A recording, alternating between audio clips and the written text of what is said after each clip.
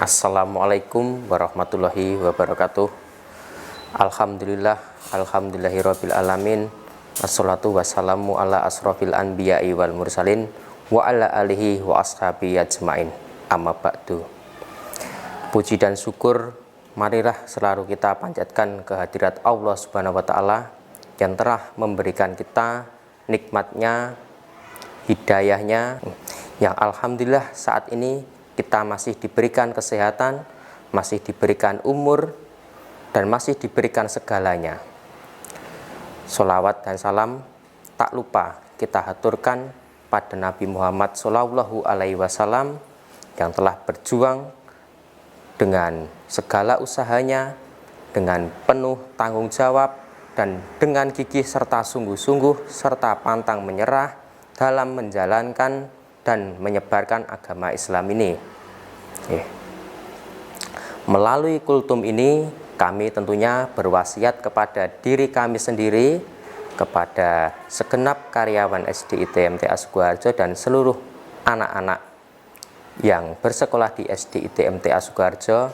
Marilah kita selalu meningkatkan keimanan kita, ketakwaan kita kepada Allah Subhanahu wa taala dengan cara menjalankan segala yang diperintahkannya dan menjauhi sejauh-jauhnya segala apapun yang dilarangnya.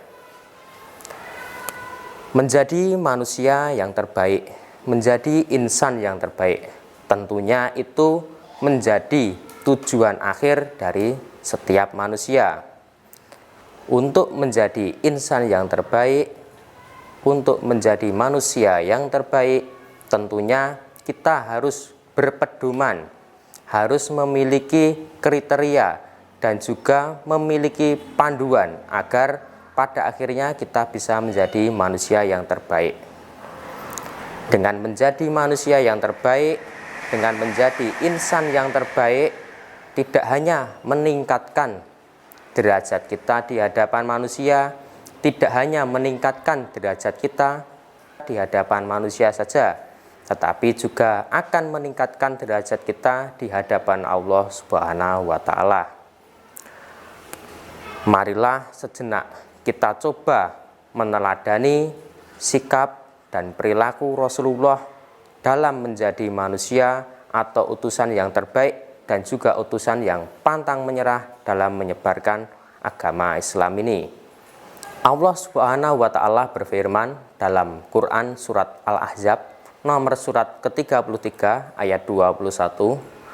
A'udzu billahi minasyaitonir rajim. Bismillahirrahmanirrahim. Laqad kana lakum fi Rasulillahi uswatun hasanatul liman kana yarjullaha wal yaumil akhiri wa dzakarallaha katsira. Yang artinya sungguh telah ada pada diri Nabi, diri Rasulullah itu contoh yang terbaik bagimu, yaitu bagi orang yang mengharap rahmat Allah dan kedatangan hari kiamat, dan dia juga banyak menyebut Allah. Dari ayat tersebut, di awal ayat tersebut, ya, sudah kita tahu, sudah kita ketahui bahwa contoh terbaik, teladan yang terbaik itu ada pada sang uswah kita, Rasulullah Shallallahu Alaihi Wasallam. Dalam tarikh ataupun sejarah Islam, ya, tentunya kita sering diceritakan, ya, sudah sering disampaikan bahwa Rasulullah itu adalah manusia yang pantang menyerah, tidak mudah berputus asa.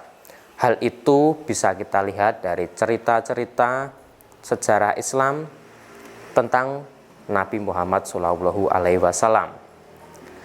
Sebagai insan manusia yang meneladani, marilah kita meneladani salah satu sikap beliau, yaitu sikap beliau yang tidak mudah putus asa dan tidak mudah pantang menyerah. Mungkin sudah banyak kita ketahui bahwa Rasulullah itu sedari kecil, ya, itu sudah yatim piatu, ya, kemudian mulai diasuh oleh pengasuhnya Halimah, kemudian diasuh oleh kakeknya sampai kakek beliau meninggal, dan pada akhirnya beliau diasuh oleh pamannya yang bernama Abu Thalib. Ya. Kisah beliau mungkin banyak diceritakan dari sini ya. Saat beliau ikut pamannya Abu Thalib ya, saat itu usia beliau masih kecil. Tapi pada saat itu beliau pun sudah menjadi sosok remaja kecil yang pantang menyerah. Pada usia 8 tahun saja beliau itu sudah menyampaikan keinginan kepada pamannya untuk bekerja menjadi seorang pengembala. Walaupun pada awalnya paman beliau itu menolak keinginan tersebut, tapi karena kegigihan beliau, akhirnya paman beliau pun mengizinkan beliau pada usia 8 tahun untuk bekerja sebagai pengembala kambing. Tak hanya itu, sikap pantang menyerah Rasulullah dalam berusaha. Pada usia 12 tahun, beliau pun sudah diajak pamannya, sudah ikut pamannya dalam berdagang, diajak pamannya berdagang ya. Jadi penduduk Makkah pada waktu itu banyak yang bekerja sebagai pedagang. Tidak hanya berdagang di negerinya saja, tetapi sudah berdagang melewati padang pasir ya. Salah satunya beliau pernah diajak oleh pamannya Abu Thalib untuk ikut kafilah perdagangan ke daerah Syria.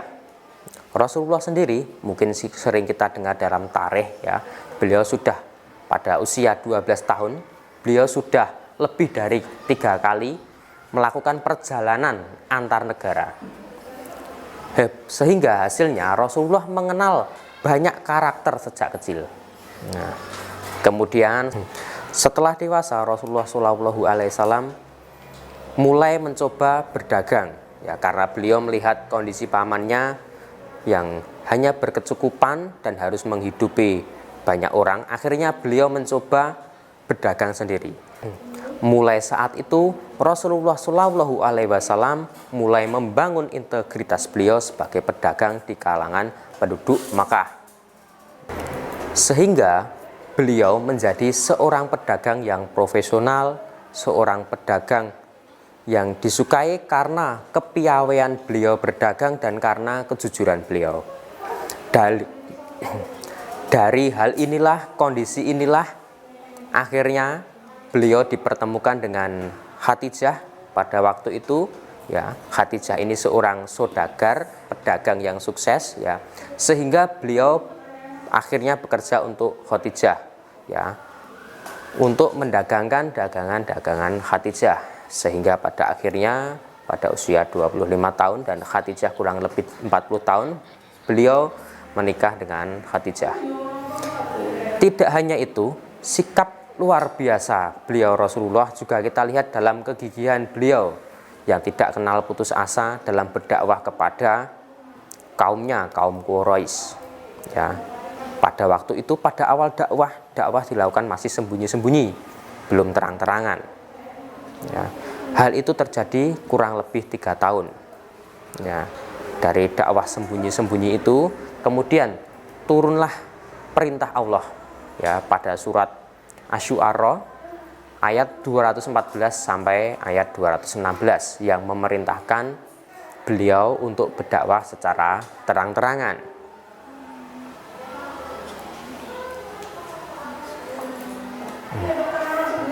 Saat berdakwah secara terang-terangan, beliau memulai dakwah ini dari keluarga terdekat, yaitu keluarga beliau dari Bani Hashim dulu.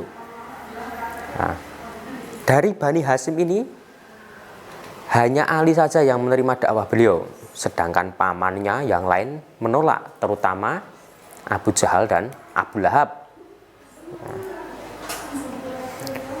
Bukan tanpa halangan, dakwah beliau itu mengalami banyak hambatan, banyak cobaan ya. Beliau pernah dicaci maki oleh keluarga sendiri, dituduh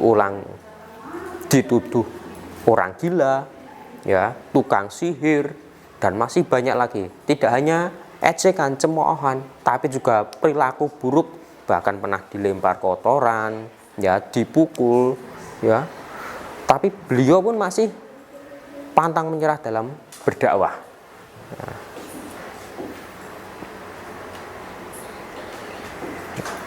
paman beliau sendiri Abu Jahal dan Abu Lahab itu orang yang paling luar biasa dalam menentang dakwah beliau ya.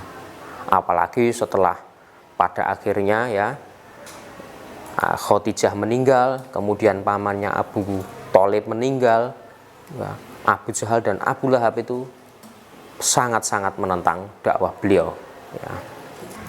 Kaum Quraisy pun mereka melakukan segalanya untuk menghambat dakwah ini ya, menolak dakwah. Pernah pada waktu Abu Thalib ini masih hidup, pernah dibujuk agar memberikan Rasulullah ya untuk dibunuh dengan tebusan sejumlah uang ya. Tidak hanya sampai di situ, bahkan ya karena keluarga Rasulullah melindungi Rasulullah ya, Bani Hashim ini melindungi Rasulullah, pernah Bani Hashim ini diboikot oleh masyarakat Quraisy pada waktu itu. Diboikot tidak hanya diboikot soal perdagangan saja, tetapi mulai dari kegiatan sosial ya, dari segala bentuk kegiatan apapun sampai diboikot ya.